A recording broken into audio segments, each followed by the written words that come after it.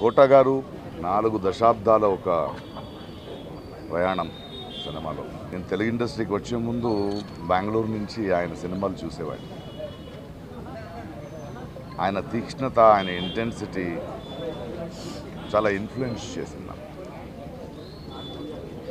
ఆ తర్వాత వచ్చి 2-3 దశాబ్దాలుగా ఆయనతో పనిచేసిన అనుభవం, ఎన్నో సినిమాలు. చాలా విశిష్టమైన వ్యక్తి, అందరికి నచ్చడు.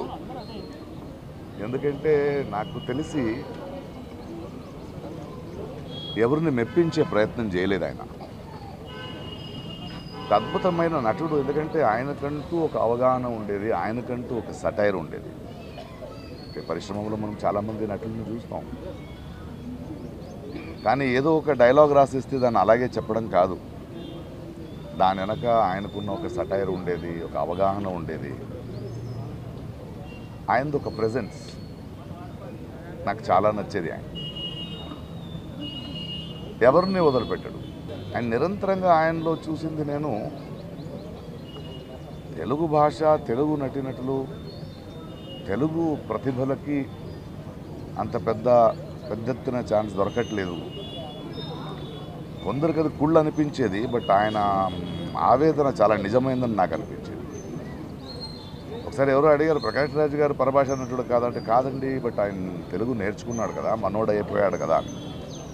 ఆయనకు అదొకటి ఉండేది. ఎందుకంటే నా భాషని తప్పుగా ఎవరో పలకిస్తారు, అనవసరంగా మన అవకాశాలను తీసుకెళ్ళిపోతారు అనేది చాలా నచ్చింది ఆయనది. సెటైర్లు నా మీద కూడా వేసేవాడు ఆయన.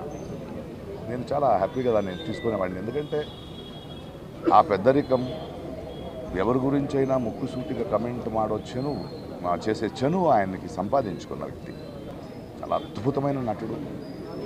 తెలుగు సినిమా, తెలుగు జాతి గర్వించదగ్గ ఒక కళాకారుడు. ఆయన చేయాల్సింది, ఆయన పాత్రలు మనం మర్చిపోలేము, ఆయన సెటైర్లు మర్చిపోలేము.